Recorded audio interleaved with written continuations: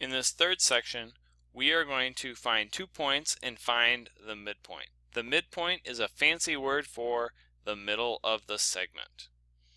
So in this first example, we have a picture. And in this picture, we have a line segment in it. And if I had to guess where the middle was, if you asked my 2-year-old daughter where the middle was, she wouldn't be able to tell you much. But as she gets closer to 3, she might be able to say somewhere around there is the middle of something. Now, that's not very exact, but it gives you a rough idea. So what I want to do is now find a way to do the exact point using the actual numbers of these endpoints so that when I'm not even given a graph, I can still do it. I'm going to give these points numbers. So 4 over comes first for the x, 4 up for the y. So that's 4, 4. This one is -3 over, it's backwards 3 in the x, and then down 1 in the y, -1.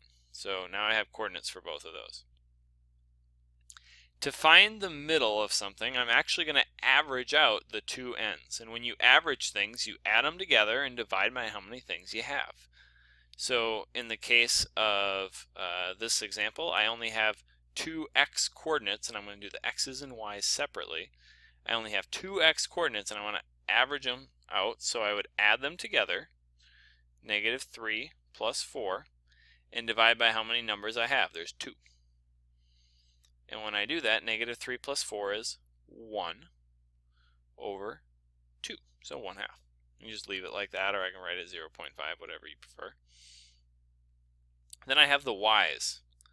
I have a -1 and a 4, so I have a -1 plus a 4, add them together, divide it by 2, and in that case I get 3 on top over 2.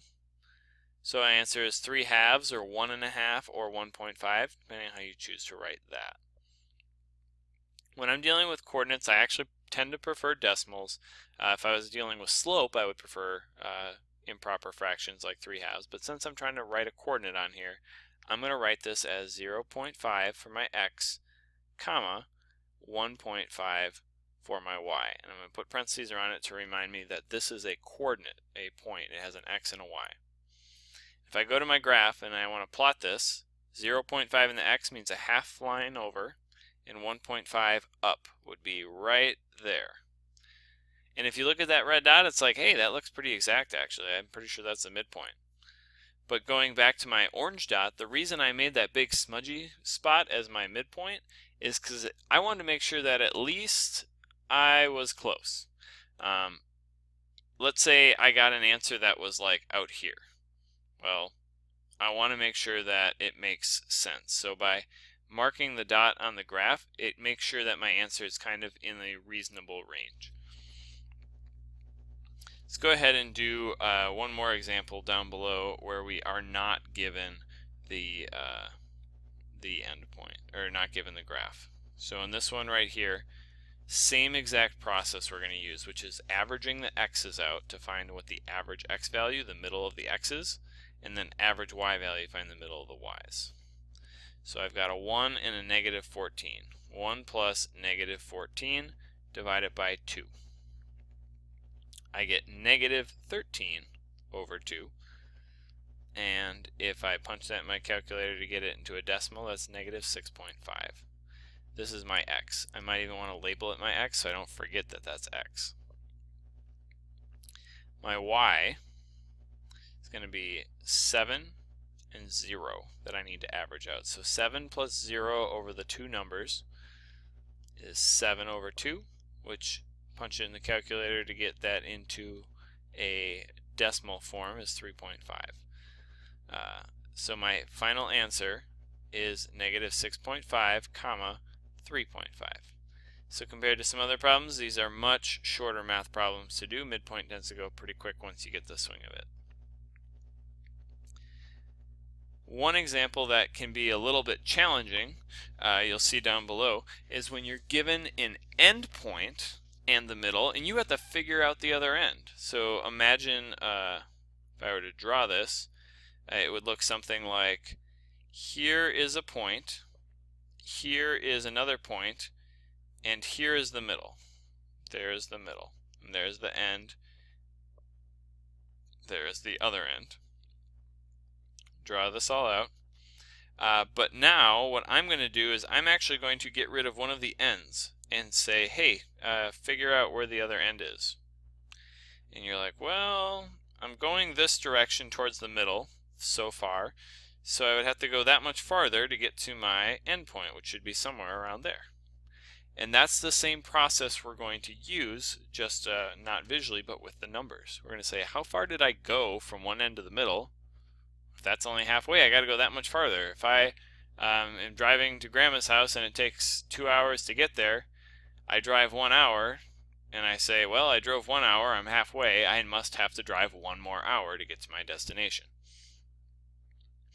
So what we're going to look at is from our endpoint, we are going to drive so far from -8 to -2. We're going to do the x's separate from the y's just like we did above in the other problems. So to drive from -8 to -2, we have to go 6 units in the positive. So we need to plus 6 in order to go from there to there.